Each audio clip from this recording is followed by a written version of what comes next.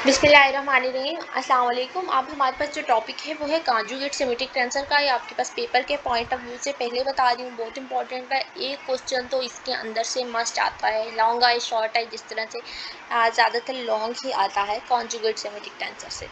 तो conjugate symmetric tensor की definition करने से पहले मैं आपको थोड़ा सा बता दूँ। आपके पास एक यहाँ पे क्या होगा, एक मैट्रिक्स गिवन होगी। जैसे आपने 9th या 10th में जहाँ पे भी यहाँ फर्स्ट ईयर सेकेंड ईयर में इस मैट्रिक्स में देखा होगा कि हम क्या करते थे, जो भी मैट्रिक्स गिवन होती थी, जब आपने उस मैट्रिक्स का इन्वर्स फाइंड करना होता है। आपने 9th में 1.6 में देखा होगा, आई थिंक सो, कि जब आप उसका इन्वर्स फाइंड करते हैं तो आप क्या करते हैं, एडजॉइंट लेते हैं उस मैट्रिक्स का। मतलब कि आपके पास एक मैट्रिक्स ए गिवन है तो एडजॉइंट ऑफ ए और डिटर्मिनेंट ऑफ ए। तो यहाँ पे भी इसकी डेफिनेशन कुछ ऐसे ही कहती है कि एडजॉइंट आपने लेना है और साथ में उसका क्या ले लेना है, डिटर्मिनेंट लेना है। डेफिनेशन रीड करेंगे। सबसे पहले कंसीडर कोवेरिएंट सिमेट्रिक टेंसर। आपके पास एक कोवेरिएंट सिमेट्रिक टेंसर है रैंक 2 का। कंपोनेंट देखें, 2 कंपोनेंट पड़े हैं तो रैंक 2 इजीली पता चल रहा है।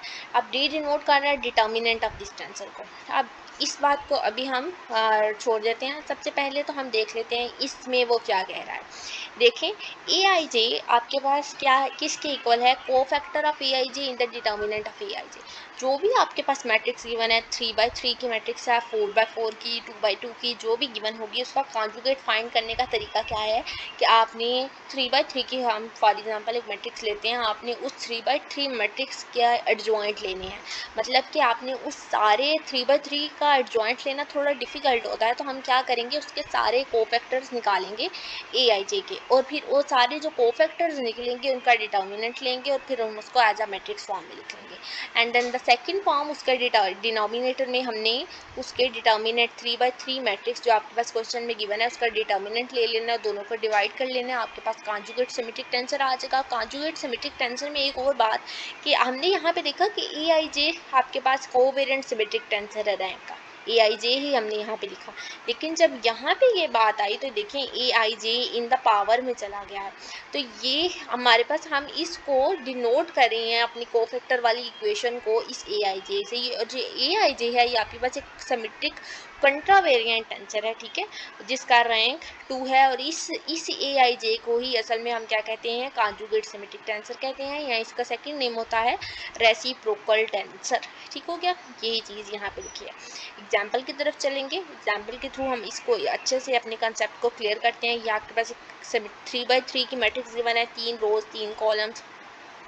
इसका कॉन्जुगेट फाइंड करेंगे। फॉर्मूला क्या कहता है, A I J is equal to cofactor of A I J in the determinant of A I J and divided by determinant of this matrix.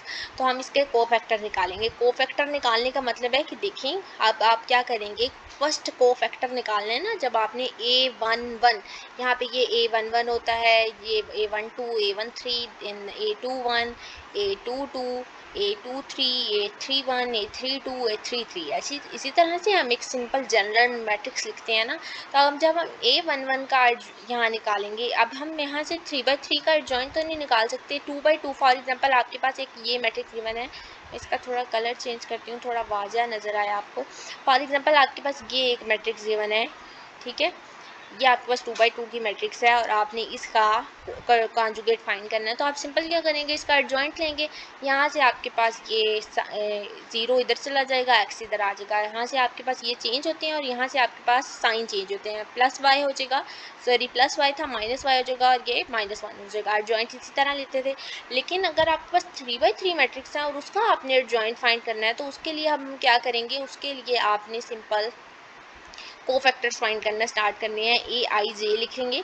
यहाँ पे आपके पास ये जो ए आई जे की फॉर्म है, A11 सबसे पहले निकालेंगे। A11 का मतलब होता है, मैं आपको थोड़ा लिख के बता दूँ साथ, A11 का क्या मतलब होता है, बहुत से स्टूडेंट्स कुछ किसी को नहीं पता होगा इसलिए एक्सप्लेन करने लगे हैं, लेकिन ये एक्सप्लेन करने वाली इतनी बात नहीं है। A11 का मतलब है कि फर्स्ट रो फर्स्ट कॉलम, मतलब कि आपने इधर से first row and first column exclude कर देना, बाहर निकाल देना।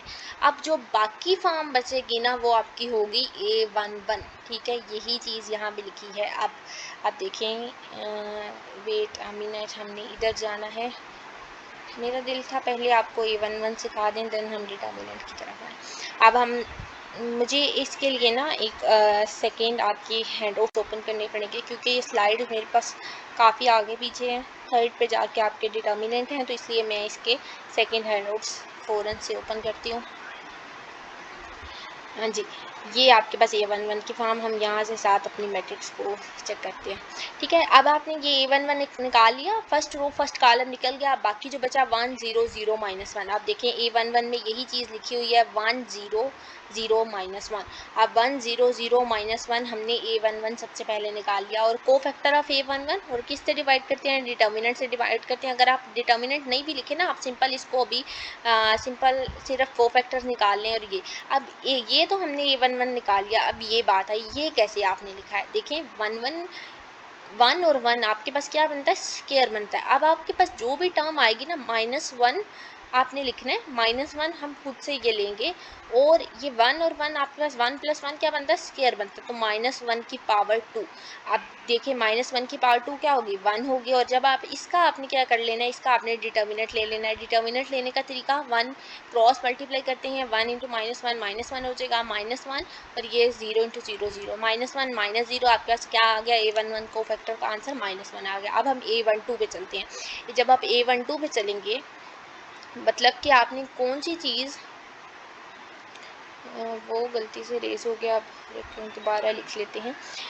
A12 का क्या मतलब है, A12 का मतलब है first row second column exclude करना है। फर्स्ट रो निकल जाएगी, और आपके पास क्या निकल जाएगा, सेकंड कॉलम निकल जाएगा। फर्स्ट रो मैंने इसको क्रॉस कर दिया एंड सेकंड कॉलम निकाल दिया। अब बाकी जो बचे मेरे पास A12 बन जाएगा x0 y -1। यही चीज़ यहाँ पे लिखी है x0 y -1, और इसका डिटर्मिनेंट ले लेंगे। आप देखें -1 की पावर 3 लिखा है, तो -1 तो मैंने आपको बताया ऐसे लिखना है। 2 + 1 कितने हो गए, 3, तो -1 की पावर 3 -1 ही आएगा आंसर। जब आप इसको डिटर्मिनेंट लेंगे -x आएगा, और ये -x और ये वाला माइनस प्लस हो जाएंगे, और आपके पास आंसर x आ जाएगा। सिमिलरली जब आप A13 फाइंड करेंगे, A13 के लिए क्या होगा, आपके पास फर्स्ट रो और थर्ड कॉलम निकलेगा। हम इसी को ही यहाँ 3 कर देते हैं। फर्स्ट रो निकल गई, थर्ड कॉलम निकल गया, बाकी जो बचा अब आप डिटर्मिनेंट में लिख लें x1 y0। तो ये चीज़ यहाँ पे लिखी है x1 y0।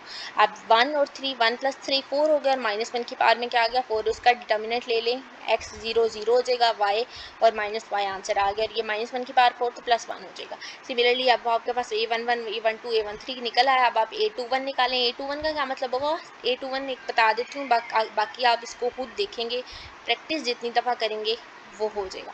अब A21 का क्या मतलब होगा, A21 का मतलब होगा कि आपने सेकंड रो निकालनी है, फर्स्ट कॉलम निकालना है, x y 0 -1 बाकी बचेगा आपके पास, तो A21 x y 0 -1 और 2 + 1 3 हो गया, तो -1 की पावर 3।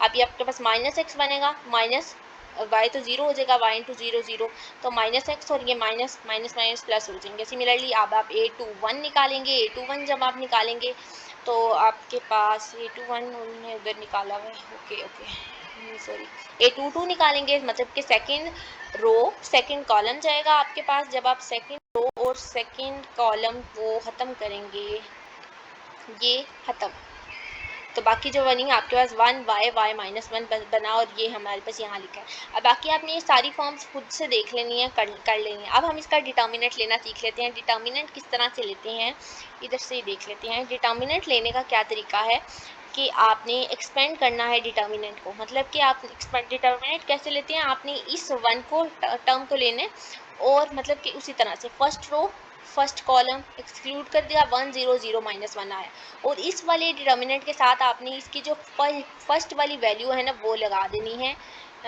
ये फर्स्ट वैल्यू क्या है, 1 वैल्यू है, तो ये लगा देनी है 1 × ये फॉर्म। इसी तरह से आप जब फर्स्ट रो, सॉरी मिस्टेक हो गई मेरे से, इसी तरह से जब आप इसकी सेकंड x के लिए इसको सॉल्व करेंगे, तो इसके लिए क्या करेंगे, इसके लिए आपने इसके इस रो को and first row and first row और सेकंड कॉलम को फिर निकाल देना है। ठीक है, फर्स्ट रो और सेकंड कॉलम को निकालेंगे तो x0 y-1 आ जाएगा, और इसके साथ जो हम कंपोनेंट मल्टीप्लाई करेंगे वो सेकंड वाला करेंगे, और वो क्या है, x है।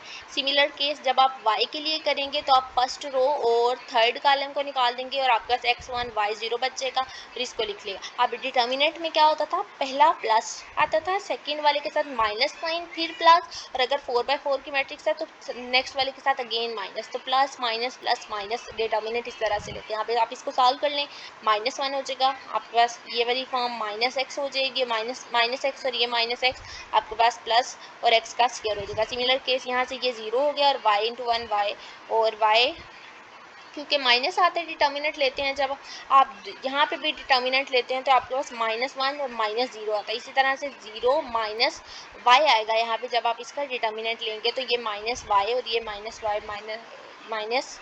y का स्क्वायर हो जाएगा, और ये आपके पास -1 प्लस x का स्क्वायर, और यहाँ पे आपके पास -y का स्क्वायर आएगा, and then x square minus Y square -1 आपके पास आंसर आ जाएगा। अगर मैं यहाँ पे कोई मिस्टेक नहीं करी तो आई थिंक तो यहाँ पे थोड़ी गड़बड़ हुई हुई है। ठीक है, ये सारा आपने देख लेना। अब हमने डिटर्मिनेंट भी ले लिया, अब हम बस जितने कोफैक्टर्स आए हैं हम उसको एक मैट्रिक्स फॉर्म में लिख लेंगे। कौन कौन सा कोफैक्टर आया, सबसे पहले हमारे पास A11 का आंसर आया था, यहाँ से देख लेते हैं। A11 का क्या आंसर आया था हमारे पास, A11 का आंसर आया था -1, तो हमने -1 लिख लिया। अभी आप D नहीं भी लिखें नो मैटर। देन A12 का आया था x आया था, और अगर आप d से डिवाइड करना चाहते हैं तो साथ से डिवाइड करेंगे, डिटर्मिनेंट ले लें, डिटर्मिनेंट की जगह बस d लिख दें, डिटर्मिनेंट की वैल्यू ना भी लिखें भी it's okay. Then A13 A21 का answer A23 A23 A31 A32 A33 सारी वैल्यूज यहाँ पे एक मैट्रिक्स फॉर्म में पुट कर लेनी है। पुट करने के बाद आप अगर अब d की वैल्यू यहाँ पे रिप्लेस कर देंगे तो वेल एंड गुड, अदरवाइज आपके हैंडआउट्स पे ऐसे ही हुआ है तो ठीक है, ऐसे ही चलने दें, यू कैन चेक। अब आप ये हमारे पास इसका क्या आ गया, कॉन्जुगेट आ गया। अब अगर हम चेक करना चाहें कि हमारे पास जो आंसर आया वो ठीक आया कि नहीं, तो आपने क्या करना है, ये जो आपके पास मैट्रिक्स आई है ये वाली, और जो आपके पास क्वेश्चन में मैट्रिक्स गिवन थी उन दोनों का मल्टीप्लाई कर लेना है। मल्टीप्लाई करेंगे जब आप, तो आपके पास एक आइडेंटिटी मैट्रिक्स बनकर अगर आ गई, अगर ये जो आपके पास आंसर आया और जो आपके पास क्वेश्चन में गिवन थी अगर आइडेंटिटी मैट्रिक्स बन गई, तो हम कहेंगे कि AIJ एक सिमेट्रिक टेंसर था, मतलब जो आपका क्वेश्चन था वो क्या था, सिमेट्रिक टेंसर था। होप तो आपको अच्छे से समझ आया होगा। ये लाजमन नहीं कि आपके पास पेपर में यही क्वेश्चन आए, पेपर में क्वेश्चन चेंज आता है, लेकिन आपने प्रैक्टिस ऐसे करनी है कि बहुत आसान सा क्वेश्चन इजीली हो जाएगा।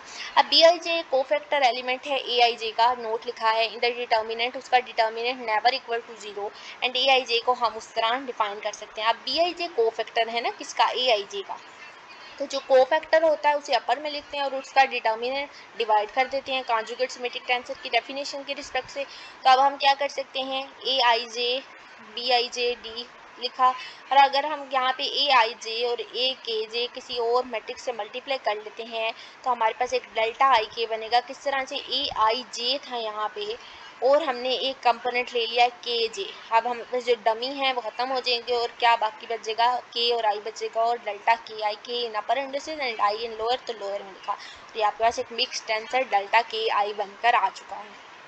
तो होप सो आपको अच्छे से समझ आएगा। वीडियो अच्छी लगे तो लाइक करें, चैनल को सब्सक्राइब करें, इससे मुझे सपोर्ट मिलती है, और कमेंट कर दिया करें अगर आपको अच्छे से समझ आती है, तो इससे मुझे पता चलता रहता है कि आपको क्या क्या चीज़ अच्छे से समझ आ रही है। जो नहीं समझ आती मैं उसको अच्छा करने की मज़ीद कोशिश करती हूँ।